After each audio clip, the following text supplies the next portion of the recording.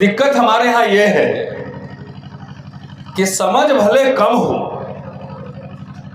अध्ययन भले कम हो, लेकिन दल और संगठन बहुत होना चाहिए।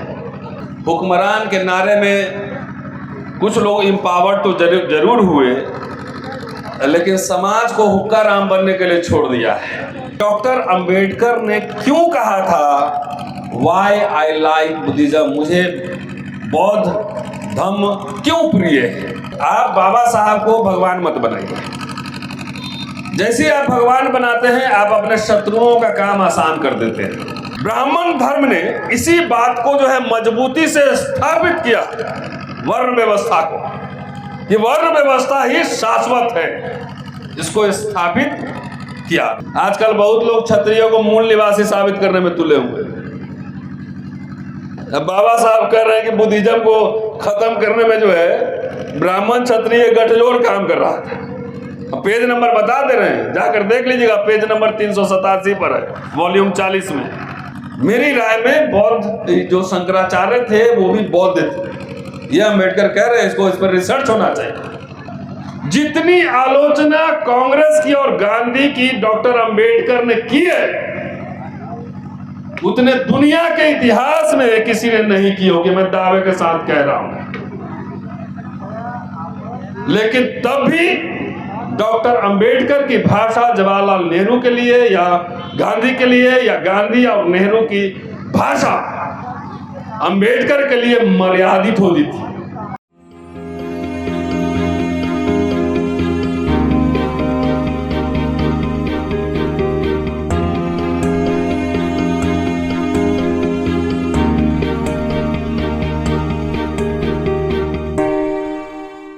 शुक्रिया और आप सबको जय भीम। सम्मानित मंच, सभा में उपस्थित सभी मित्र, दोस्त, बड़े बुजुर्ग, माताएं, बहनें, हम उम्र बच्चे, आप सभी को जय भीम, नमो बुद्धाय। और इस कार्यक्रम अंतर्राष्ट्रीय बौद्ध धम्म सम्मेलन के विशाल आयोजन के लिए आप सबको बधाई। महाराष्ट्र में आता हूं, बड़ा अच्छा लगता है। ये अंतर्राष्ट्रीय बुद्ध धम्म परिषद है, तो मैं सिर्फ आज इसी पे कंसंट्रेट करूंगा, और ये समझते हुए कि मैं एक इंडिपेंडेंट, एक स्वतंत्र सोच विचार करता हूं, बोलता हूं, मेरी एक राजनीतिक समझ है और सबकी होनी चाहिए। और राजनीतिक समझ होने के लिए हर समय किसी दल या किसी संगठन में होना जरूरी नहीं होता है। एक्चुअली दिक्कत हमारे यहाँ ये है कि समझ भले कम हो, अध्ययन भले कम हो, लेकिन दल और संगठन बहुत होना चाहिए। ठीक कह रहा हूं मैडम ठीक कह रहा हूं। दल तो दो आदमी मिलके, अगर हम दो आदमी हैं तो हम मिलके तीन दल बनाएंगे, एक अकेले अकेले और एक दोनों मिलके, तीन दल बनेगा। सही है? तो समझ भले कम हो, अध्ययन भले कम हो, लेकिन दल और संगठन बहुत होना चाहिए, तभी हम जो है पूरा धम्म का भी प्रचार कर पाएंगे और देश के हुक्मरान भी बन लेंगे। यहीं से शुरू करता हूं। दोस्तों, आज हुक्मरान वाले पे नहीं जाऊंगा। पता नहीं हुक्मरान के नारे में कुछ लोग एम्पावर्ड तो जरूर हुए, लेकिन समाज को हुक्का राम बनने के लिए छोड़ दिया है, जिसकी चर्चा हमारे मित्र जो पहले वक्ता वकील साहब है उन्होंने विस्तार से की। ये कुछ लोगों की महत्वाकांक्षाओं की वजह से पूरा समाज तो हुक्मरान नहीं बन सकता है ना। तो कुछ इंडस्ट्रियलिस्ट बन सकता है, कुछ सीए बन सकता है, कुछ प्रोफेसर बन सकता है, कुछ वकील बन सकता है। तो हमारे समाज में नशा जो है, नशा, इसने समाज को पीछे धकेल दिया है, कुछ लोगों को आगे बढ़ा दिया है। तो इसीलिए फिलहाल मैं किसी संगठन में नहीं, कोशिश कर रहा हूं कि संगठन वाले जितने चाहे बौद्ध संगठन वाले हो चाहे और कोई भी हो, कम से कम एक मंच पे बैठ के बातचीत करने की आदत डाल लो, बौद्धमय भारत भी बन जाएगा, हुक्मरान भी बन जाओगे, ये मैं जरूर कह सकता हूं। चलिए, आज मैं बगैर पढ़े लिखे और बगैर रेफरेंस के बात नहीं करता हूं। मैं ज़्यादा पढ़ा लिखा नहीं हूं, लेकिन ज़्यादा पढ़े लिखे लोग 2-2 घंटा भाषण करते हैं, कोई रेफरेंस नहीं देते हैं कहाँ से बोल रहे हैं। ये बाबा साहब ने कहा था, कहाँ कहा था पता नहीं, कोई उसका प्रमाण नहीं है। वो दूसरा किताब पढ़ के उसमें से बोलेगा कि बाबा साहब ने कहा था, लेकिन उसका प्रमाण नहीं देगा। मैं थोड़ा कम पढ़ा लिखा हूँ, इसलिए डरता हूँ, इसलिए रेफरेंस दे देता हूँ, और उसके बाद भी किसी को पंगा लेना हो तो मैं तैयार ही रहता हूँ। 3 मुद्दों पर बात करने वाला हूँ, और पहला मुद्दा है कि जब तक धम्म के उदय को और उसके पतन को नहीं समझेंगे, तब तक वर्तमान भी नहीं समझ सकते। दूसरा मुद्दा है कि भारत में धम्म का भविष्य क्या है, बुद्धिज्म का भविष्य क्या है। तीसरा मुद्दा है कि डॉक्टर अंबेडकर ने क्यों कहा था वाई आई लाइक बुद्धिज्म, मुझे बौद्ध धम्म क्यों प्रिय है। ये 3 मुद्दा पर,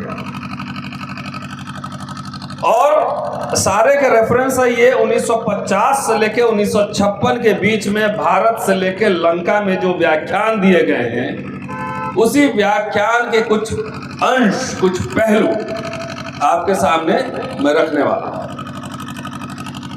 सबसे पहले आप बाबा साहब को भगवान मत बनाइए। जैसे आप भगवान बनाते हैं, आप अपने शत्रुओं का काम आसान कर देते हैं। जैसे एक व्यक्ति का विकास होता है, वैसे ही बाबा साहब का विकास 5 दशकों में हुआ है, 50 साल में हुआ है। और एक रेफरेंस मैं आपको बता दूं कि सबसे पहले 1906 या 5 1905 में जब वो मिडिल स्कूल पास किए थे, तब बुद्ध से उनका परिचय हुआ था, और उन्होंने लिखा है कि मैं 14 वर्ष का था, तभी बंबई की एक सभा में आयुष्मान दादा साहब केलुस्कर द्वारा पुरस्कार के रूप में मुझे भगवान बुद्ध के चरित्र की किताब दी गई थी। 14 बरस मतलब कितना हुआ, 1905 में। 1905 में वो स्कूल पास किए थे, और तब जो है दादा साहब केलुस्कर द्वारा उनको पुरस्कार के रूप में बुद्ध चरित्र दी गई थी, और तभी से बुद्धिज्म का उन पर असर है। ये बात ये कह रहे हैं 24 मई 1956, 51 वर्ष बाद भी इस बात को वो रिपीट कर रहे हैं। 24 मई 1956 को मुंबई में 25वीं जयंती मनाई जा रही थी, बुद्ध जयंती। तब उस अवसर पर इन्होंने कहा था 2500वीं बुद्ध जयंती। और इसके बाद आगे बढ़ता हूं, ये बेसिक बात है। उसके बाद उनके जीवन में कई परिवर्तन है। बड़ौदा नरेश गायकवाड़ अगर शायद उनको स्कॉलरशिप नहीं दिए होते, तो जिस अंबेडकर को हम जानते हैं वो शायद हम नहीं जानते, और हो सकता है कि बंबई में वो कोई सूबेदार, कोई और नौकरी करते नजर आते। इसलिए बाबा साहब को याद करते वक्त गायकवाड़ महाराज और साहू जी महाराज दोनों को जरूर स्मरण कर लिया कीजिए। इससे जो बहुजन संख्या का खेल है ना, बहुजन संख्या में आत्मीयता आएगी। और मैंने इतने पढ़े हैं उनके, जब बाबा साहब की राइटिंग्स पढ़ रहा था तो मुझे याद आया कि गायकवाड़ जिसमें मैंने पीएचडी की है, वो भी उनके दरबार में जाते थे भाषण देने, लेक्चर देने। और गायकवाड़ इतने साइंटिफिक और पढ़े लिखे लोग थे बड़ौदा नरेश, उनके घर में रविन्द्रनाथ टैगोर, सीवी रमन, काशी प्रसाद जायसवाल सब आकर लेक्चर देते थे और इस लेक्चर को जो है ना अंतर्राष्ट्रीय स्तर पर बहुत मान सम्मान दिया जाता था। तो बाबा साहब से जब वो लंदन में मिले, पहले तो 17 में जब पढ़ के लौटे लंदन से बीच पढ़ाई छोड़ के, तो बड़ौदा गए, आपको पता है क्या हुआ, और उसके बाद वापस चले गए। उनके वित्त मंत्री ब्राह्मण थे, वो बार बार चिट्ठी लिखते थे बाबा साहब को पैसा वापस करने के लिए। बाबा साहब ने चिट्ठी लिखकर उनको धमकाया उनको बजावता, लेकिन कभी गायकवाड़ ने बाबा साहब को कभी पैसा मांगा नहीं, उसके बारे में कभी टोका। और जब गोलमेज सम्मेलन, पहले गोलमेज सम्मेलन में मिले तो बाबा साहब के गले लगे और पत्नी को ले जाकर बोले, यही वो अंबेडकर है जिसको मैंने स्कॉलरशिप दिया था। बड़े लोग बड़े होते हैं दोस्तों, ये सब स्मरण करना जरूरी है कि एक इंसान को बनने में। साहू जी महाराज मूक नायक जब चला रहे थे मनगांव की सभा में 1920 में, मूक नायक के लिए उन्होंने चंदा भी दिया था और सभा की अध्यक्षता की थी, और उन्होंने कहा था कि समाज के दलितों को, स्पृश्यों को उसका नेता मिल गया है, पिछड़ों को भी उसका नेता मिल गया है। ये बैकग्राउंड है। बाबा साहब जो पढ़ के आते हैं, जो आप 56 में है कि मैं यही पकड़े रहूंगा, कि धम्म का प्रचार, उन्होंने धम्म ले लिया 56 में, तो आपको तो 16 साल में ही धम्म ले लेना चाहिए। तो जब लंदन से लौट कर आए तो 40 साल उन्होंने क्या किया? मूंगफली फोड़ा था क्या? क्या जरूरी काम था उनके लिए? सबसे पहला अस्पृश्यों की मुक्ति का प्रश्न, यह सबसे जरूरी था उनके लिए,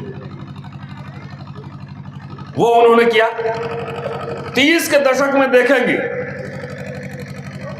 बहिष्कृत हितकारिणी सभा बनाई, उसके लिए गोलमेज सम्मेलन में जाकर राजाओं से पैसा भी लिया, उनको उनकी आलोचना भी की। वो उनका जमींदारी का उन्मूलन चाहते थे, आलोचना की, उनसे चंदा भी लिया।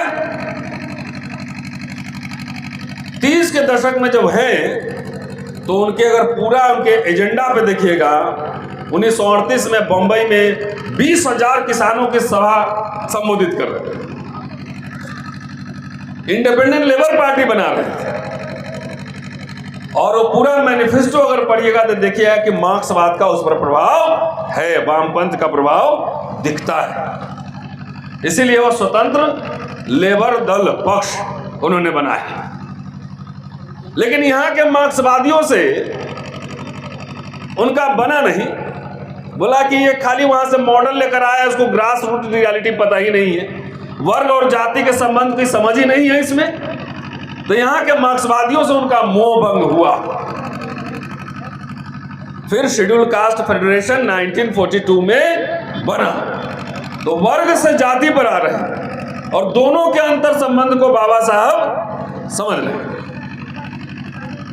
उसके बाद जब विभाजन हो गया, तमाम हो गया, तो उनको लगा कि अब मैं कॉन्स्टिट्यूएंट असेंबली में नहीं जा पाऊंगा, तो उन्होंने एक शेड्यूल कास्ट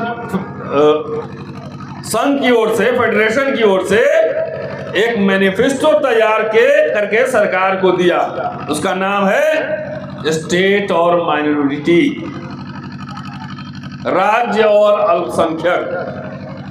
उस पर भी देखेंगे तो चूंकि 1917 में रूस की क्रांति हुई थी, तो जाहिर है दुनिया भर में वामपंथ का प्रभाव देखा जा रहा था, और कोई भी चिंतनशील व्यक्ति, कोई भी बुद्धि विवेक वाला आदमी उससे अछूता नहीं रह सकता था।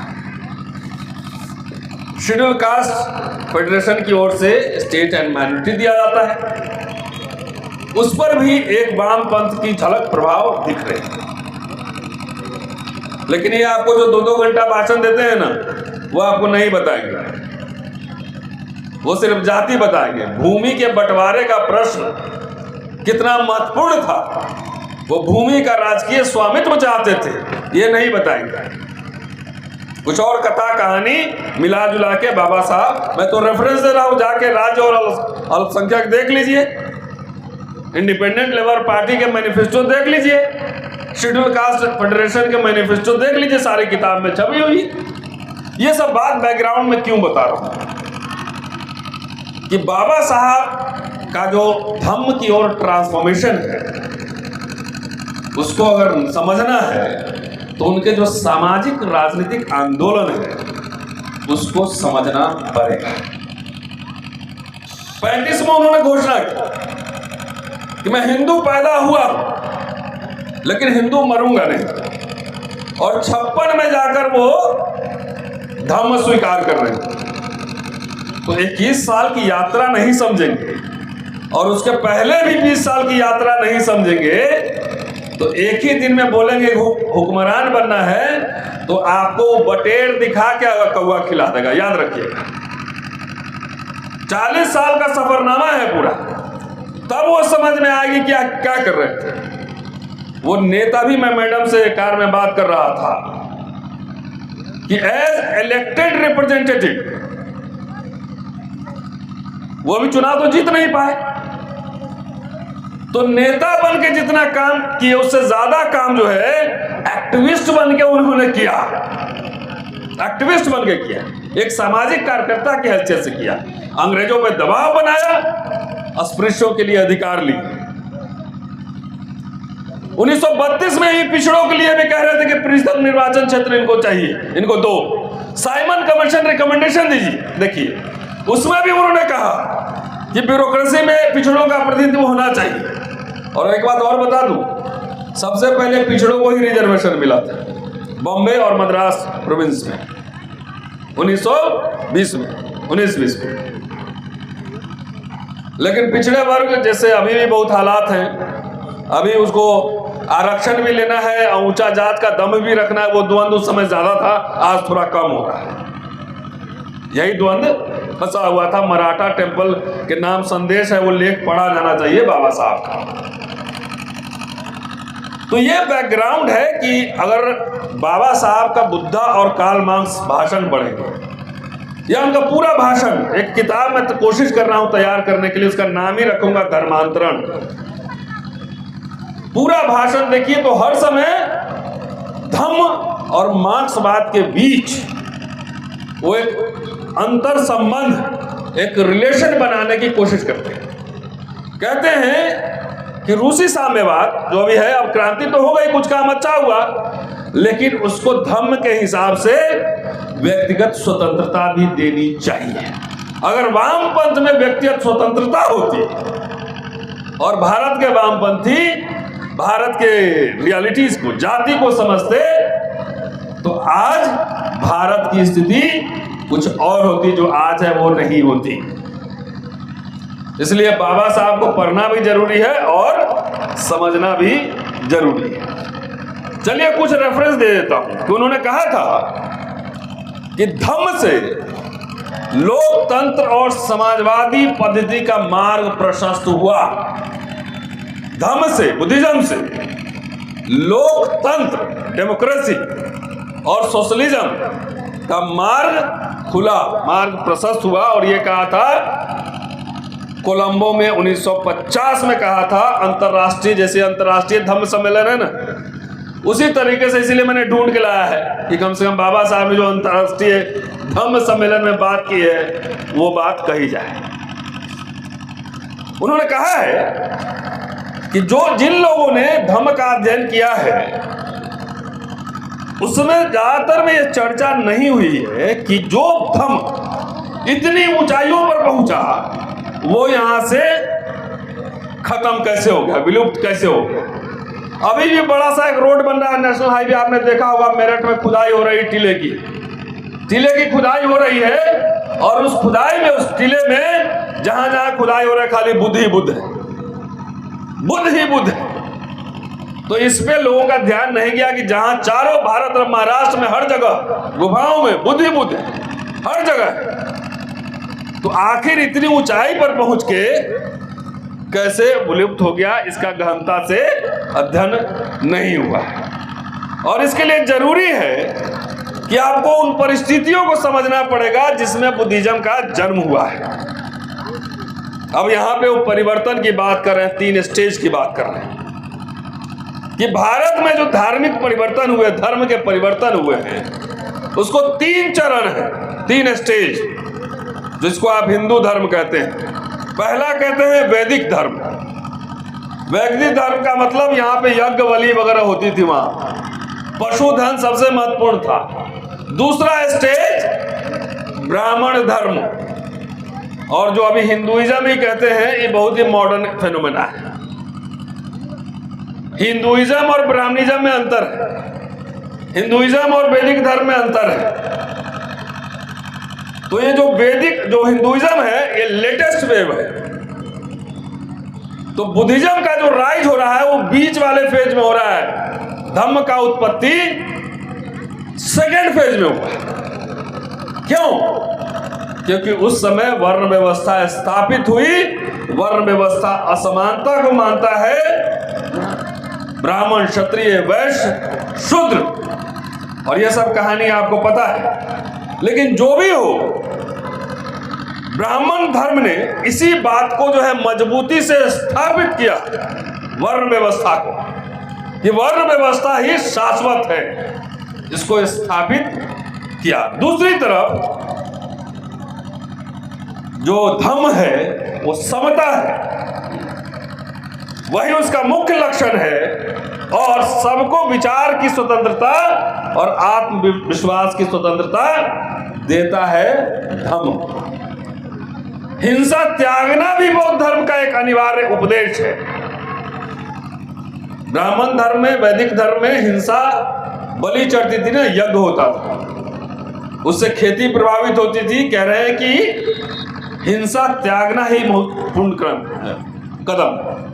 और यहां पर जो फ्रांस में 1789 की क्रांति हुई थी, जब समता, बंधुता, स्वतंत्रता की बात हुई थी, डॉक्टर अंबेडकर बुद्धिज्म के उदय को, बौद्ध धर्म के उदय को फ्रांस की क्रांति से तुलना करते हैं। कहते हैं कि यह बौद्ध धर्म ही था जिसकी वजह से यह मुमकिन हो पाया कि एक शूद्र सिंहासन पर बैठा। मौर्यों की बात कर रहे हैं, पहला साम्राज्य बनाया, यह बुद्धिज्म की वजह से ही संभव हो पाया। लेकिन उन्होंने समाजवाद और लोकतंत्र की स्थापना तो की, लेकिन गायब हो गया, विलुप्त हो गया। कैसे हो गया, इस पर आए। कह रहे हैं 185 में जो वृद्ध हत्या हुई पुष्यमित्र शुंग, उससे जो है ब्राह्मणों ने एकदम अपने बदला के लिए कार्रवाई किया, और उसके पीछे क्या था कारण, अब समझिए। ये कहते हैं कि बुद्धिज्म में शुरुआती दिनों में 90% जो है वो ब्राह्मण अनुयायी थे, कि वे जब बुद्धा से जाते थे शास्त्रार्थ करने और हार जाते थे, तब वहां पर वो बुद्ध के अनुयायी हो जाते थे। इसलिए यह कैसे हुआ कि जो बौद्ध धर्म ब्राह्मणों की बहुसंख्या में, ब्राह्मण जिसमें ज्यादा संख्या में थे, उसमें फला फूला, वह बाद में स्वयं ब्राह्मणों द्वारा नष्ट कर दिया गया। बुद्धा के शुरुआती अनुयायी जो हैं वो ब्राह्मण है, ज्यादातर 75% से ज्यादा हो, तो नष्ट कर दिया। क्यों?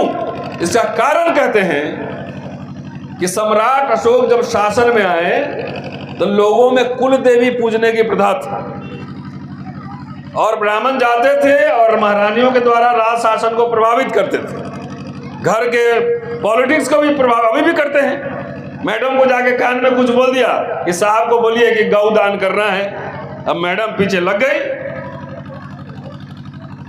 तो आज भी चलता है वो। तो कहते हैं अशोक ने इस व्यवस्था पर बंद कर दिया। जब व्यवस्था ये बंद कर दिया, बोले कि मैं बुद्ध का अनुयायी हूं, ये पूजा पाठ कर्मकांड नहीं, तो इससे क्या हुआ, ब्राह्मणों में आक्रोश हुआ और उनका बदला लेने की उन्होंने ठानी। पहले कहते हैं कि ब्राह्मण पहले राजा नहीं बनते थे, क्योंकि उनको लगता था कि राजा बनने से जो है नरक में जाता है। इसलिए राजा नहीं बनते थे, सिर्फ सलाहकार बनते थे, राजा नहीं बनते थे। लेकिन अशोक ने जब यह कर दिया तब उन्होंने सलाहकार बनने की जगह बोला अब राजा ही बनते हैं। तो उन्होंने राजा बनने की ठानी और अपने शुभचिंतक क्षत्रियों की मदद से उन्होंने बौद्ध धर्म के खिलाफ एक संयुक्त ब्राह्मण क्षत्रिय गठजोड़ बनाया।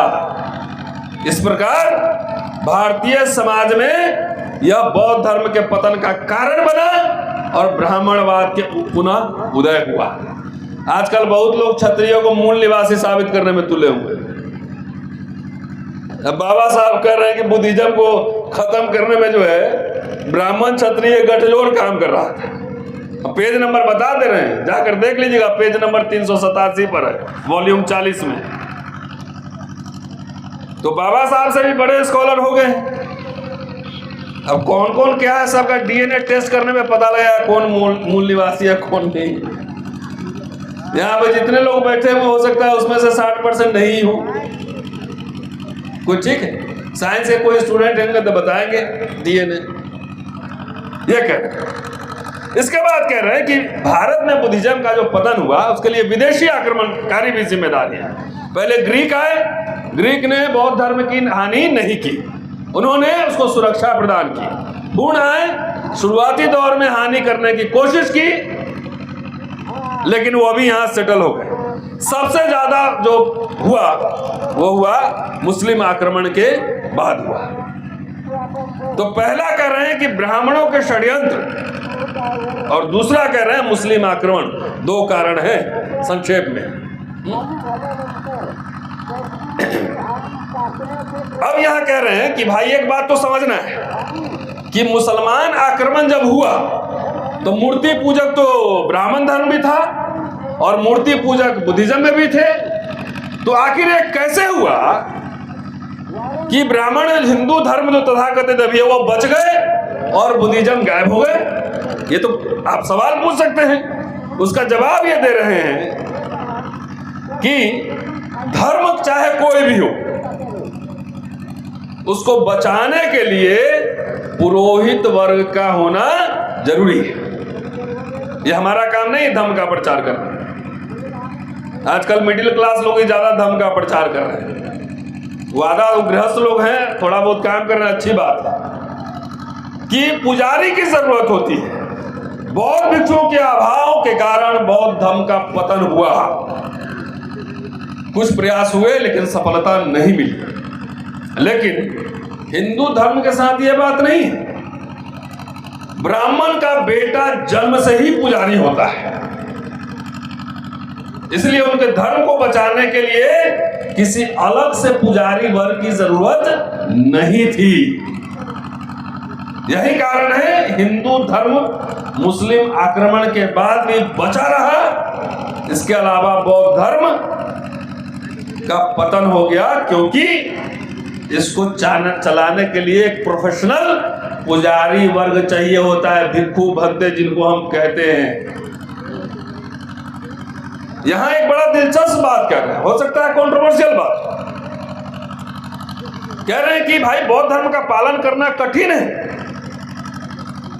और जो पॉलिटिकल परिस्थिति है वो भी अनुकूल नहीं था। आज थोड़ा बहुत अभी बोल रहे हैं, जैसे कह रहे थे सर 25 के बाद ही धम्म परिषद भी कर पाएंगे नहीं कर पाएंगे पता नहीं। आगे कह रहे हैं कि मैं अनेक लोगों के इस सुझाव से सहमत नहीं हूं कि शंकराचार्य के तर्क विद्या के कारण बौद्ध धर्म खत्म हुआ।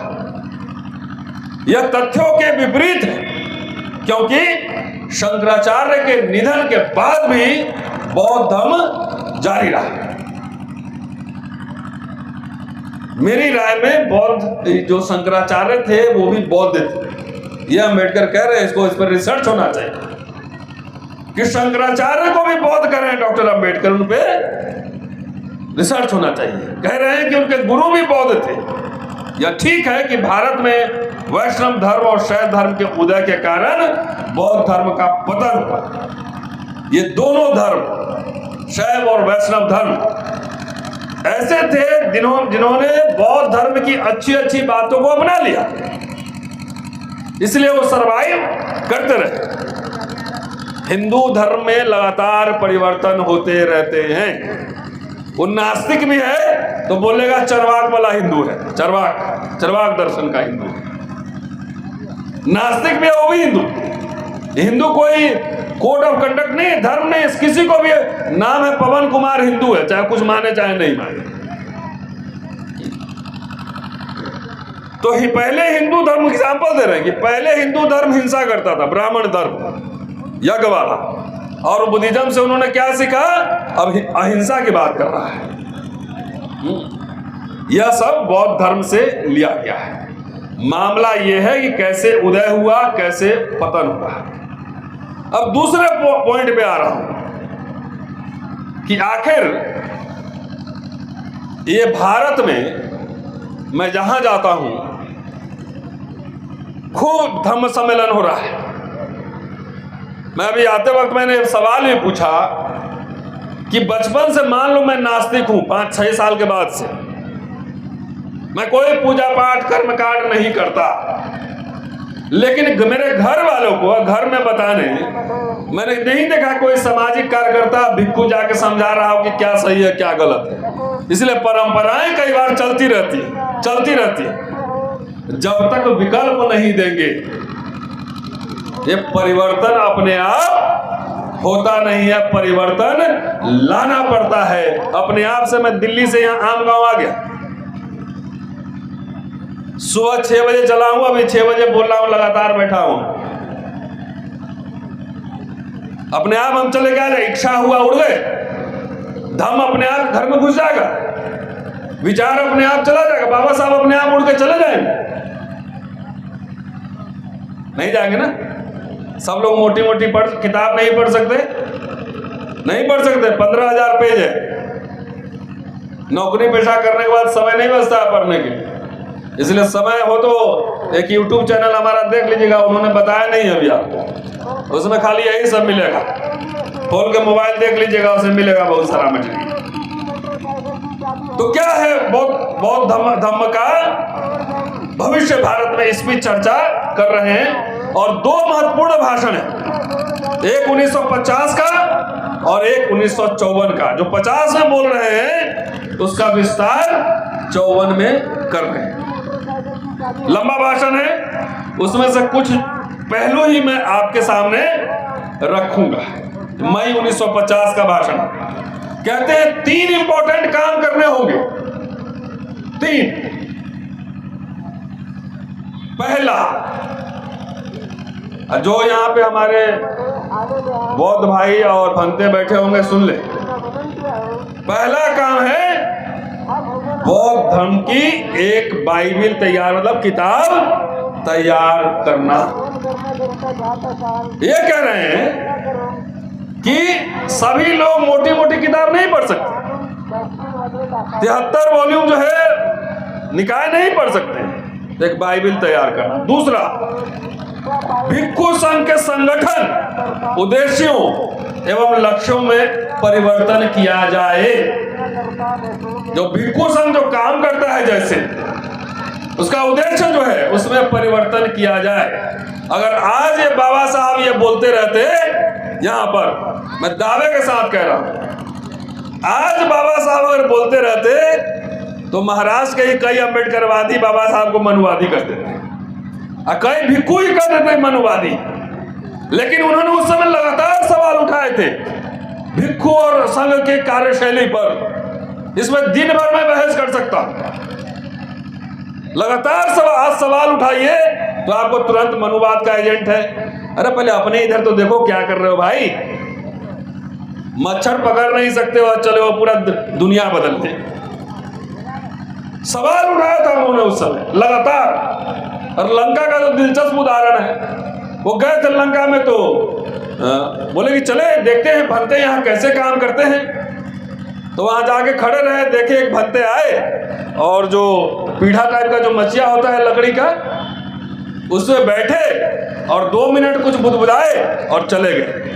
बोले अगर इस तरह से धम्म का प्रचार होना हो तो हो लिया धम्म। तो इसलिए सवाल उठाया। तीसरा था कि विश्व बौद्ध मिशन स्थापित किया जाए। ये 3 उन्होंने कारण बताए थे। और सबसे जरूरी उन्होंने कहा था कि बौद्ध धर्म की एक किताब, एक बाइबल तैयार किया जाए, क्योंकि इतना विस्तृत है कि एक व्यक्ति, आम इंसान के लिए इसमें गोते लगाना मुश्किल है। हर धर्म के साथ अपनी एक पुस्तक है, कुरान है छोटी सी, बाइबल है, गीता भी है, तरह तरह की किताबें हैं, लेकिन बौद्ध धर्म में ज्यादा दार्शनिक बातें, मंथन, त्रिपिटक, चांटिंग, ये सब खूब होता है मठ में। आम आदमी के घर में जाके लोग किताब नहीं देते कि ये पढ़िए, आपके लिए जरूरी चीज है। कि बौद्ध धर्म में ऐसी कोई पुस्तक ही नहीं है जिसमें चर्चा हो सके, इसलिए ये जरूरी है। और दूसरा, उसमें क्या क्या होना चाहिए भी बता रहे। और आज जो त्रिशरण और जो त्रिपिटक जो पाठ होता है, आप लोगों को समझ में आता है? आप लोगों को जिस भाषा में बोला जाता है समझ में आता है कि उसका अनुवाद समझ में आता है? अनुवाद देख लीजिए, सामने प्रमाण।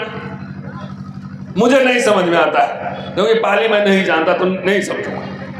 रटा रटाया मंत्र, आपको जो है मंत्र, यह भी एक खेल है, इस बात को समझना है। जिस चीज को समझे नहीं, जिसको आत्मसात नहीं किए, और उसको सिर्फ रटते जा रहे हैं, रटते जा रहे हैं, रटते जा रहे हैं, कोई फायदा नहीं। सॉरी,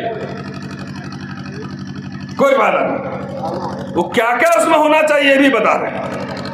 कह रहे हैं कि उसमें 4 तरह के इंफॉर्मेशन होने चाहिए, सूचना होनी चाहिए। बुद्ध का संक्षिप्त जीवन चरित्र, जीवनी। समझ रही हैं आप लोग बात? हिंदी समझ रही? दूसरा, चीन का धम्मपद, चीन का धम्मपद। तीसरा, बुद्ध के कुछ महत्वपूर्ण संवाद अपने छात्रों के साथ, या नाथ जो तमाम छात्र हैं उनके साथ आनंद, तो संवाद होना चाहिए उसमें कि आप समझ सकें आर्गुमेंट कैसे करते हैं। कि बुद्धा ने कभी ये नहीं कहा कि जो मैं कह रहा हूं उसको मानो, पहले अपने जांचो, पढ़ो, देखो, तलाशो, तब मान। और चौथा, बौद्ध के अनुष्ठान, मतलब जन्म, दीक्षा, विवाह और मृत्यु कैसे हो, ये भी कोडिफाई होना चाहिए। ये सब नहीं कोई बताता होगा, नहीं बताएगा। क्या इस देश के बहुजनों के, दलितों के कोई त्योहार ही नहीं थे? वो कभी हंसता नहीं था, कभी डांस नहीं करता था, कभी गाना नहीं गाता था, उसके जीवन में मतलब कोई रस नहीं था, खुशी नहीं थी, खाली दुख ही दुख था। ऐसा था क्या? आप लोग गलतफहमी में, सारे आपके माल को हड़प लिया गया है, जैसे बुद्धा को विष्णु बना दिया गया है। सारे त्योहार सर्जक तो आप लोग हैं ना, बनाने वाले आप लोग हैं। डांस, म्यूजिक, त्योहार, फेस्टिवल, अनाज का फेस्टिवल, सब आपके हैं। उसमें सब में कर्मकांड घुसा घुसा के बोला तुम्हारा नहीं है, आप भी कह रहे हैं हमारा नहीं है। मैं कह रहा हूं दावा ठोको, वापस बुलाओ। कभी हंसोगे नहीं? ऐसा होता है क्या जीवन? आपका माल कोई हड़प ले तो आप उसकी वापसी कराओगे कि नहीं कराओगे? तो हम भी कह रहे हैं अपनी घर वापसी करवाओ, उसका भी शुद्धिकरण करो, शुद्धिकरण करो। आप बुद्धा के हिसाब से शुद्धिकरण करो, ठीक है? तो ये 4 किताब बता रहे हैं। और सबसे जरूरी बात इसमें कह रहे हैं, जो मैं पहले कह चुका, वो बाबा साहब कह रहे हैं कि भाषा की उपेक्षा नहीं होनी चाहिए। भाषा ऐसी होनी चाहिए जो उसमें जान फूके, है ना? भाषा जादुई होनी चाहिए। क्यों? यहां बहुत लोग बोलते हैं, कुछ लोगों के भाषण आपको बहुत अच्छे लगते हैं। क्यों लगते हैं? वो संप्रेषण, वो कम्युनिकेशन, वो लैंग्वेज, वो वर्ड का इस्तेमाल इसीलिए अच्छे लगते हैं ना। तो कह रहे हैं भाषा जादुई होनी चाहिए, इसलिए मैंने पहले कहा। जैसे आप मराठी समझते हैं तो मराठी में हो उच्चारण, जो भोजपुरी समझता है भोजपुरी में हो, तब वो घर घर घुसेगा। आप आए, अभी प्रोग्राम हुआ, पाली में बोल दिए, सब लोग बोल दिए, खड़े हो गए, घर गए, भूल गए, किसी को याद बात नहीं रहता। अब कह रहे हैं कि हिंदू सन्यासी में और बौद्ध भिक्षु में विश्वव्यापी अंतर है। हिंदू सन्यासी का विश्व से कोई लेना देना नहीं होता। आजकल हो गया, आजकल धर्म संसद में राजनीति ज्यादा होती है। आजकल हो गया है, बाबा लोग हर बात पे कह देता है कि 10 करोड़ इनाम दूंगा, जीभ काट के लाओ, सर काट के लाओ। ये पता नहीं बाबा लोग के पास माल कहां से आता है। इनकम टैक्स ईडी उधर नहीं जाता है कभी। पहले वहां छापा लगना चाहिए उधर कि माल किधर से लाया 10 करोड़। बाबा सन्यासी हो तो कहते हैं दुनिया से, लेकिन भिक्षु का सरोकार इस दुनिया से, इस दुनिया से। कि इससे सवाल उठता है कि बुद्ध ने किस उद्देश्य से भिक्षु संघ स्थापित करने की सोची थी, क्यों बनाया था संघ, भिक्षु संघ, कि भिक्षुओं के लिए एक अलग समाज बनाने की जरूरत क्या थी बुद्ध को।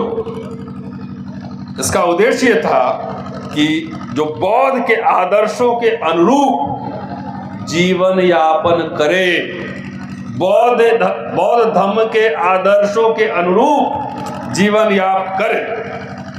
बुद्ध जानते थे कि सामान्य जन के लिए यह संभव नहीं है कि बौद्ध के आदर्शों को समझ सके। अरे उपासक आम उपासक होता है, वो तो नहीं समझेगा उसमें। वो घर में काम भी करना है, नौकरी भी करना है, तमाम बातें हैं। तो आम आदमी बुद्ध के आदर्शों को नहीं समझता। तो किसका काम है? बौद्ध भिक्षु संघ का काम है उस आदर्शों को समझना। परंतु वो ये भी चाहते थे कि सामान्य जन समझे कि आदर्श क्या है और समाज उनके आदर्शों का व्यवहारिक रूप से प्रयोग करे। लोग जाने की क्या बताएगा कौन? भिक्षु। ये भिक्षु का काम है बताना। ये मैं नहीं कहना, बाबा साहब कह रहे हैं, भिक्षु का काम। इसी कारण से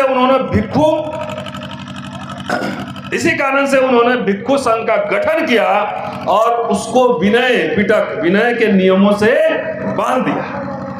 परंतु उनके दिमाग में कुछ और भी उद्देश्य थे।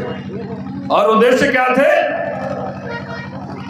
एक था कि बुद्धिजीवी लोगों की एक संस्था बनाई जाए जो सामान्य जन को सही एवं निष्पक्ष मार्गदर्शन कर सके। आज तो बाबा साहब भी रहते तो बाबा साहब को भी लोग नहीं मानता। आजकल मानता, बोलता बहुत ज्यादा काबिल बनते, हटाओ इधर से इनको। बाबा साहब आज होते तो महाराष्ट्र में ही बोलता है कि बहुत काबिल बन के इंग्लैंड से बढ़ के आए, अमेरिका से बहुत काबिल है, साइड करो उनको। आज होती है कि बुद्धिजीवियों की एक मंडली बने जो सामान्य जन को सही एवं निष्पक्ष मार्गदर्शन दे सके। इसीलिए उन्होंने भिक्षुओं को भूस्वामित्व, ओनरशिप, लैंड ओनरशिप से रोका था कि भिक्षुओं के पास संपत्ति नहीं होनी चाहिए। संपत्ति का स्वामित्व, स्वतंत्र सोच। दिन भर 19-20 में लगे रहेंगे, 20 रुपया 50 रुपया में लगे रहेंगे तो सोचेंगे कब? संपत्ति की चाहत स्वतंत्र सोच एवं स्वतंत्र विचारों के प्रयोग में सबसे बड़ी बाधा है। इसीलिए भिक्षुओं पर उन्होंने ये प्रतिबंध लगाए थे। आप लोगों पे नहीं थे, चिंता मत कीजिएगा। मैं तो चाहता हूं आप लोग 5-5 हजार करोड़ के उद्योगपति बने। आम उपासक जो है ना 5-5 हजार करोड़ के बने, 10-10 हजार करोड़ के बने, लेकिन भिक्षु संघ के बारे में बोले थे। आगे कह रहे हैं भिक्षु का काम फुल टाइम जॉब। और आगे 54 में देखेंगे इसको रिवाइज कर रहे हैं। बोल रहे हैं कि कुछ अंशकालिक भिक्षु भी रखिए जो विवाहित हो और उसको सैलरी दीजिए, लेकिन जो होल टाइमर है वो शादी ब्याह न करे, उनको विवाहित नहीं होना चाहिए। यह बात कह रहे हैं। अब जो है पूछ रहे हैं सवाल। आज भी मैंने कहा ना, अगर बाबा साहब होते तो भिक्षु लोग उनको बाहर कर देता है। सवाल पूछ रहे हैं कि क्या आज भिक्षु संघ इन आदर्शों पर जिंदा है? उत्तर है ना। उत्तर ना। कैसे है? कह रहे हैं कि अपने वर्तमान समय में भिक्षु जो है, ये संघ है, किसी काम का नहीं। ये 1950-54 की बात कह रहा हूं, 50 के दशक में। अब तक कितना बदलाव हुआ आप बेहतर बता सकते हैं, मैं नहीं बता सकता। मतलब किसी काम का नहीं है। एक तो बात है कि यहाँ सबसे बहुत ज्यादा भिक्षु है। इनमें से अधिकतर लोग केवल साधु हैं और सन्यासी हैं जो दिन भर चिंतन मनन करते हैं, साधना चिंतन मनन करते हैं और ज्यादातर समय निठल्लेपन में बिताते हैं। निठल्ला है, कोई काम नहीं बिताते हैं। उनमें ना तो ज्ञान है और न ही सेवा भावना। भिक्षु संघ के बारे, भिक्षुओं के बारे में कहते हैं उनमें न ज्ञान है न सेवा भावना। और जब भी कोई पीड़ित आदमी मदद के लिए देखता है तो उसको रामकृष्ण मिशन दिखाई देता है, भिक्षु संघ दिखाई नहीं देता है। समझ रहे हैं बात? हिंदू धर्मशाला, रामकृष्ण, इसमें लोग मदद के लिए जाते हैं, भिक्षु संघ में नहीं जाते। ये बात कह रहे हैं बाबा साहब। तो इस बारे में कि मानव सेवा कौन कर रहा है, कौन मानेगा कि भिक्षु संघ मानव सेवा कर रहा है? ये तो रामकृष्ण मिशन कर रहा है, भिक्षु संघ कहां कर रहा है? कह रहे हैं कि अभी भी संघ मतलब भिक्षु संघ निठल्लों की एक बहुत बड़ी जमात है। हम कुछ ही भिक्षु चाहते हैं और हम उच्च शिक्षित भिक्षु चाहते हैं। भिक्षु संघ ईसाई पुरोहितवाद, पुरोहिताई से, क्रिश्चियन मिशनरी से सीखे, खास तौर से रोमन कैथोलिक संप्रदाय की कुछ विशेषताएं सीखे। ऐसा ईसाई धर्म एशिया में सेवा भावना, शिक्षा और चिकित्सा के माध्यम से फैल पाया। ईसाई मिशनरी हर जिला में देखिए स्कूल है, क्रिश्चियन मिशनरी स्कूल है। सेवा, स्वास्थ्य और शिक्षा के माध्यम से बढ़ पाया। ऐसा इसलिए संभव हुआ क्योंकि ईसाई पुरोहित न केवल धार्मिक ज्ञान में पारंगत हैं, बल्कि वे कला एवं विज्ञान में भी पारंगत हैं। वास्तव में प्राचीन जमाने में भिक्षुओं के ये आदर्श थे, भिक्षुओं के ये आदर्श थे। जैसा कि भली भांति जानते हैं कि नालंदा और तक्षशिला विश्वविद्यालय भिक्षुओं द्वारा चलाए जाते थे, उनके द्वारा शासित थे। स्पष्ट रूप से वे बुद्धिजीवी लोग रहे होंगे और जानते होंगे कि अपने मत के प्रचार के लिए समाज सेवा अनिवार्य है। वर्तमान के भिक्षुओं को पुराने आदर्शों को पुनः अंगीकार करना होगा। वर्तमान में जो संघ गठित है वे सामान्य जन की सेवा नहीं करते और इसलिए वे अपनी ओर लोगों को आकर्षित नहीं करते। तो ये बात है। आज भी आप अपने घर आसपास जाइए और देखिए, क्या आपके घर में धर्म का प्रचार करने कोई आता है? आता है, लेकिन पंडित जी आते होंगे, घंटी बजाते आते हैं ना, पान की दुकान पे जाते हैं, टीका लगाते हैं, घंटी बजाते हैं, 10 रुपया। लेकिन आज भी लोग, खाली ये मिडिल क्लास लोग धर्म चला रहा है ना, ये झंडा और त्रिपिटक और तमाम। कोई घर में अभी भी भिक्षु जाता है तो मुझे बताइए? नहीं जाते। बाबा साहब उस समय कह रहे हैं। अब तीसरी बात जो कह रहे हैं कि बिना उद्देश्य के कोई धर्म का प्रचार नहीं होता। तो धर्म के प्रचार के लिए विचार और धन दोनों की जरूरत होती है, इसलिए इसकी आपूर्ति कौन कर सकता है? अंतर्राष्ट्रीय बौद्ध मिशन बनाने की बात कर रहे हैं। आजकल बहुत लोग कहते हैं कि पैसा तो विदेश से बहुत लोगों को आ रहा है, वो कह रहे थे कि विदेश, वो वैसे मुल्क, वैसे देश जिनके पास पैसा हो वो पैसा दे, तब यहाँ पे बौद्ध धर्म का प्रचार होगा। पैसे के से बगैर, पैसे के और बगैर विचार नहीं ट्रैवल करता है। दिल्ली से यहाँ आने में जहाज का टिकट लगा है, फिर वहां से कार में आए, पैसे खर्च होंगे ना, हवा में थोड़ी उड़ के जाएंगे। वो हिंदू धर्म में है, उड़ के चला जाता है, लंका कोई चला जाता है, कोई कहीं चला जाता है, कैलाश पर्वत जाता है, चाहे हनुमान जी को भी निकल सकता है उड़ के। वहां पे प्रोविजन है, वो बुद्धिज्म में प्रोविजन नहीं है। इसमें तो आपको आना जाना ही पड़ेगा। तो ये बात है, तो डिफरेंस को समझना होगा। खर्चा की बात कर रहे हैं कि स्पष्ट रूप से जिस देश में जहां बौद्ध धर्म जिंदा है, वह देश कम से कम प्रारंभिक अवस्था में धन और व्यक्ति की इंतजाम उनका करे, तभी जाके बौद्ध धर्म का प्रचार प्रसार होगा। धर्म जो है विरासत का हिस्सा है, ये समझिए।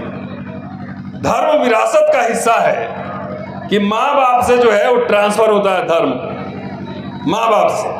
जैसे धन संपत्ति ट्रांसफर होता है, वैसे माँ बाप से धर्म भी ट्रांसफर होता है। लेकिन वो 20वीं शताब्दी में कह रहे थे कि ऐसे युवाओं की एक फौज तैयार हुई है जो धर्म को नहीं मानते। वो कार्ल मार्क्स से वामपंथ के प्रभाव में है, जो ये कहते हैं कि धर्म एक अफीम है, और ऐसे युवाओं की संख्या बढ़ती जा रही है। एक नशा है धर्म। लेकिन धर्म को एक डिफाइन करते हैं यहाँ पर और कहते हैं कि आपको कैसा धर्म चाहिए। धर्म सुसंगत, और यहाँ बुद्धिज्म को डिफेंड करते हैं, कहते हैं कि जहाँ समता हो, स्वतंत्रता हो। और मार्क्सवाद और बुद्धवाद में तो यही अंतर वो बताते हैं कि खाली हिंसा को हटा दिया जाए कम्युनिस्ट रेवोल्यूशन से, और उसमें विचार और व्यक्ति की स्वतंत्रता हो जाए। बोल रहे हैं बुद्ध का संघ है वो तो कम्युनिस्ट संघ ही है। ये अम्बेडकर साहब ही कह रहे हैं कि बुद्धिस्ट संघ जो है वो कम्युनिस्ट संघ ही है। ये समझिए, खाली अंतर इतना है कि वायलेंस को हटा दीजिए और उसमें विचार अभिव्यक्ति की स्वतंत्रता हो, दबाव ना हो कि आप जो कुछ नहीं बोलेंगे, वो बात कह रहे हैं। तो उन्हें इस बात पर विश्वास करना चाहिए, कम्युनिस्ट के बारे में बोल रहे हैं कि बौद्ध धर्म का प्रचार प्रसार ही मानवता की सेवा है। ये और जब बर्मा में गए थे 4 दिसंबर 1954 को अंतर्राष्ट्रीय बौद्ध सम्मेलन को एड्रेस करने, उसमें उन्होंने विस्तार से भारत में बौद्ध धर्म का क्या जो हो, अगर अंग्रेजी में पढ़ना चाहें तो वॉल्यूम 17 पार्ट 3 पेज नंबर 506 से 512 ये जाके पढ़ सकते हैं। अगर हिंदी में पढ़ना चाहें तो वॉल्यूम 40 479 से लेकर 479 से लेकर और 485 तक आप पेज पढ़ सकते हैं कि उन्होंने फिर प्रहार किया था कि उसने विस्तार से बताया था कि आखिर ईसाई धर्म कैसे पूरे दुनिया में फैला। बार बार डॉक्टर अम्बेडकर एक बात कहते हैं, जो आज के हमारे जो दलित बंधु और बहुजन बंधु जो कह रहे हैं कि हमें एकदम हुक्मरान बनना है पूरा, उनसे पूछ लीजिए कि 24 में कितना लोकसभा जीत रहे हो। ये पूछना जरूरी है कि जीत रहे हो कि खाली नशा चढ़ा हुआ है हुक्मरान बनने का। कितना सीट जीत रहे हो हुक्मरान बनने के लिए? 272 सीट चाहिए, नहीं तो समझौता करके जितना बड़ा फ्रंट बनाना पड़ेगा, लेफ्ट सेंटर समाजवादी किसी के साथ मिलना पड़ेगा। अपने से तो एक भी ना जीत पाओगे,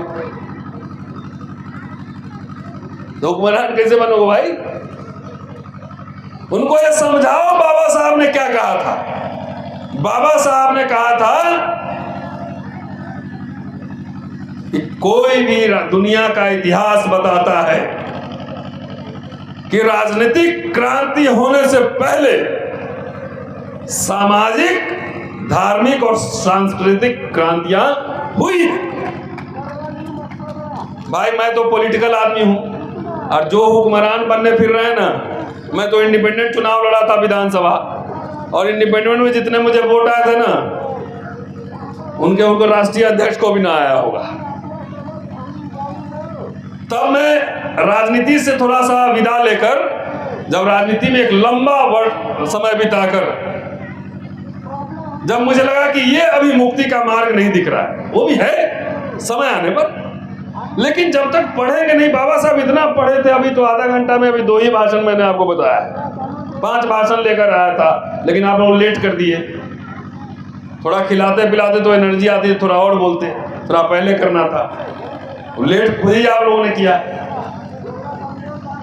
तो हुक्मरान जब मैं 10 साल एक्टिव पॉलिटिक्स में रहा हूं, 15 साल वहां से वापस लौटा कि बगैर पढ़े लिखे, बाबा साहब बार बार ये बात कह रहे हैं, जब तक दिमाग इनलाइटेड नहीं होगा तब तक अपने शत्रु को और मित्र को आप नहीं पहचान पाएंगे। और राजनीति जो लोग करते हैं उनको मैं बता दूं, बाबा साहब का ही भाषण है, ये कल का बुला हुआ परसों भूल जाना चाहिए, हर समय ध्यान नहीं रखना चाहिए। राजनीति लोकशाही हर समय समझौतों पर चलती है, लोकशाही किसी की जागीर नहीं होती। 50+1 बहुमत सरकार आपकी। लोकशाही का मतलब ये नहीं है जिसकी वकालत अंबेडकर जीवन भर करते रहे, संसदीय प्रजातंत्र, पार्लियामेंट्री डेमोक्रेसी। इसका मतलब ये नहीं है कि हम सब एक विचार मानते हैं और एक साथ रहते हैं। इसका मतलब यह है कि हम सब विचारों में विभिन्नता भी है, अलग अलग विचार भी है, तब भी साथ रहते हैं। ये है डेमोक्रेसी। और जो बाबा साहब की बारिश जो दावा ठोक रहे हैं कि पूरा क्रांति कर देंगे, उनको पहले समझा देता हूं आप ही के मंच के माध्यम से। उन्होंने बार बार कही कि अरब राज बनने से, सत्ता आने से पहले मोहम्मद साहब की क्रांति हुई, और यूरोप में पूंजीवाद आने से पहले, डेमोक्रेसी आने से पहले धर्म सुधार आंदोलन हुए। सिखों का एग्जाम्पल दिए कि पहले गुरु नानक देव ने वहां पे किया। बौद्धों का एग्जाम्पल है कि मौर्यों के शासन में आने से पहले बौद्ध की सामाजिक धार्मिक क्रांति हुई थी। इसलिए ये बात लोगों को इस मंच से जाना जरूरी है कि आप जरूर बनिए, और बाबा साहब को पढ़िए खाली नहीं, रटिए मत, जैसे त्रिशरण त्रिपिटक रटते हिल हिल के, समझिए भी। बाबा साहब नेता बन के जितना काम नहीं किए ना, उतना इंटेलेक्चुअल बन के काम किए। एग्जाम्पल सब सामने। इंडिपेंडेंट लेबर पार्टी बहुत अच्छा नहीं कर पाई थी, तो उसको भंग करना पड़ा। शेड्यूल कास्ट फेडरेशन एक चुनाव में 9 खासदार जीती थी, लेकिन बाद में वो भी आरपीआई का क्या हाल हुआ देख लीजिए आप, हम उसमें नहीं जा रहे टिप्पणी। बाबा साहब क्या रणनीति थी उनकी? राजनीति में रणनीति नहीं है ना, तो ढेला भर का बुद्धि नहीं, साइड हटो नहीं होगा राजनीति। वो अंग्रेजों, लोग कहते हैं ना कि भाई वो अंग्रेज के कैबिनेट में थे, विधान परिषद में भी थे, और उनके मिनिस्टर भी थे, 1942 के एग्जीक्यूटिव गवर्नर के काउंसिल में थे। और कांग्रेस को जितनी आलोचना कांग्रेस की और गांधी की डॉक्टर अंबेडकर ने की है, उतने दुनिया के इतिहास में किसी ने नहीं की होगी, मैं दावे के साथ कह रहा हूं। लेकिन तब भी डॉक्टर अंबेडकर की भाषा जवाहरलाल नेहरू के लिए या गांधी के लिए, या गांधी और नेहरू की भाषा अंबेडकर के लिए मर्यादित होती थी। समझिए, बड़े लोग थे, भिन्नताओं के साथ रहते थे। लेकिन आज के पिद्दी से लोग, जिनकी चवन्नी भर औकात नहीं है, बड़े बड़े मन से जो है ना, अरे उसको ये कर दूंगा, उसको ये कर दूंगा। एक काउंसलर जिता लेना तब बात करना। ठीक कह रहा हूं भाई साहब? ठीक कह रहा हूं? सही गलत? अरे अब सो तो नहीं गया भाई। बाबा साहब जितनी आलोचना करते थे कांग्रेस की, उतना तो सब पढ़ा भी नहीं होगा कांग्रेस के बारे में, गांधी पे एक लेख भी नहीं पढ़ा होगा। लेकिन भाषा मर्यादित होती है। झगड़ा हुआ, पूना पैक्ट लागू हो गया, लेकिन उसी पूना पैक्ट वाले में मिनिस्ट्री में अंबेडकर रहे, शामिल हुए। उसके पहले कॉन्स्टिट्यूएंट असेंबली में मंत्री बन, पहले कॉन्स्टिट्यूएंट असेंबली में जब बाबा साहब को लगा कि अब तो जो है मैं तो अब कॉन्स्टिट्यूएंट असेंबली का पार्ट नहीं हो पाऊंगा, विभाजन हो गया था, उनका जो बंगाल से चुन के आया तो पाकिस्तान में जा चुका था, तो उन्होंने स्टेट एंड माइनॉरिटी एक संविधान लिखा शेड्यूल कास्ट फेडरेशन की ओर से और वहां पे सबमिट किया। लेकिन कांग्रेस के रिकमेंडेशन में से बॉम्बे प्रोविंस से वो कॉन्स्टिट्यूएंट असेंबली में आए। क्यों आए? फिर क्यों आए? तो कांग्रेस से लड़ रहे थे, रोज गांधी को खूब आलोचना कर रहे थे, क्यों आए? गोलगप्पा खाने नहीं आए थे, है ना, रसमलाई खाने नहीं आए थे। जो आपके तोंद निकले हुए हैं ना, तोंद, और अभी इतिहास के इतिहासकार बने हुए, जो तोंद निकले हुए हैं ना, वो तोंद निकालने के लिए उसमें शामिल हुए थे कि अपने लोग के लिए कुछ अधिकार सुरक्षित कर लूं। नहीं समझ में आ रही इतनी बात? अब तो पूना पैक्ट तो हो चुका था, अब जिसको दिक्कत अब तो हो चुका है, 190 साल हो गए। उसके बाद बाबा साहब का परिनिर्वाण 56 में, तो जगजीवन राम आए। लोग मुझे कहेगा कि मैं कांग्रेस की वकालत कर रहा हूं, नहीं, इतिहास के छात्र होने की वजह से आपको एक प्रोसेस बता रहा हूं। प्रोसेस, कितने लोग पढ़े लिखे थे उस समय? कितने, बताइए ना। चुन चुन के रेलवे में, टेलीग्राफ में, पोस्ट ऑफिस में 10वीं पास है, आ जा भाई नौकरी कर, लेटर ले। हुआ था कि नहीं हुआ था? तो उन्हीं के बच्चे जब ऑफिसर बन गए, जब पेट निकल गया, थोड़ा कपड़े अच्छे हो गए, तो जगजीवन राम गद्दार था, उन्हीं के बच्चे कह रहे। और जो आरक्षण खत्म कर रहा है, जो धर्म 2 साल बाद होगा कि नहीं होगा, वो आपके शत्रु नंबर 1 नहीं, वो आपके मित्र हैं। तो मुझे आपकी राजनीतिक समझ पर हंसी आती है। जिसने पीएसयू को सारा बेच दिया, 8 साल के अंदर उठा के देखी, सारे बेच दिए, अभी सुप्रीम कोर्ट से चल रहा है, सर बता रहे, वो उसमें नहीं, उससे कोई दिक्कत नहीं है। जितने पीएसयूज हैं जिसमें 2-2, 4-4 लाख तनख्वाह मिल रही है, 15%, 7.5% ओबीसी का रिजर्वेशन भी लागू था, तो पेट निकल गया तो जरा बुद्धि हो गया। 40 साल ठहर जाइए, सारा पेट पिचक जाएगा, आपके बच्चों को सिक्योरिटी गार्ड की नौकरी भी नहीं मिलेगी, तब समझ में आएगी कि पार्लियामेंट्री डेमोक्रेसी क्या होता है। 8 साल में एक एक चीज बेच दिया गया, उसके लिए नहीं परेशानी आ रही है। अभी भी वहीं पे लटके, वो जैसे रिकॉर्डर ऐसे नहीं चलता था पहले, एक ही गाना फंसा हुआ है, दिल दिया है जहां भी देंगे, वही बज रहा है, दिल दिया है जहां भी देंगे। नहीं, पहले वो रिकॉर्डिंग वाला था, चौड़ा वाला, एक जगह अगर कांटा फंस गया, दिल दिया है जहां भी देंगे, तो वही बजता रहता था। तो इतिहास को कंटिन्यूटी में उसकी एनालिसिस नहीं करेंगे, उसको समझेंगे नहीं, आखिर ये शेड्यूल कास्ट और शेड्यूल ट्राइब का ये मिडिल क्लास जो बना, मैं दावे के साथ कह रहा हूं, जो बना वो हिंदू महासभा और आरएसएस की वजह से बना था। संविधान का विरोध कौन लोग कर रहे थे, ये नहीं समझ में आता है। तो बाबा साहब ने कहा था, गांधी एंड कांग्रेस क्या अछूतों के लिए, क्या उसको पढ़ी, अरे पढ़ लिया, 3 बार पढ़ लिया, आगे बढ़ो उससे। आप आज अगर बाबा साहब होते, वो स्थिति होती कि कांग्रेस से झगड़ा करके उस मंत्रिमंडल में जाते, तो यही सब कहता कि तो गद्दार है बाबा साहब। यही बात धम्म के बारे में लागू होती है। बाबा साहब को ही कोट करता हूं रंगून के भाषण से, और ये समझना धर्म और राजनीति का रिश्ता है, ये समझना बेहद जरूरी है। रंगून के इसीलिए धर्म में भी और राजनीति में एक रिश्ता होता है, वो स्थापित करके अंतिम कोट पढ़ के मैं छोड़ देता हूं। कह रहे हैं कि इस्लाम से अब बुद्ध धर्म को कोई खतरा नहीं है, लेकिन ब्राह्मण धर्म से है। ब्राह्मण बुद्ध धर्म का सबसे ताकतवर विरोधी होगा।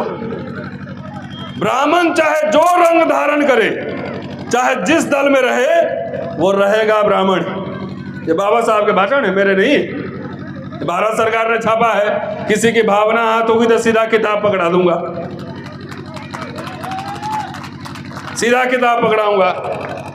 इसका कारण है कि ब्राह्मण जो है श्रेणीगत सामाजिक असमानता को बनाए रखना चाहता है। बुद्ध धर्म समानता पर आधारित है।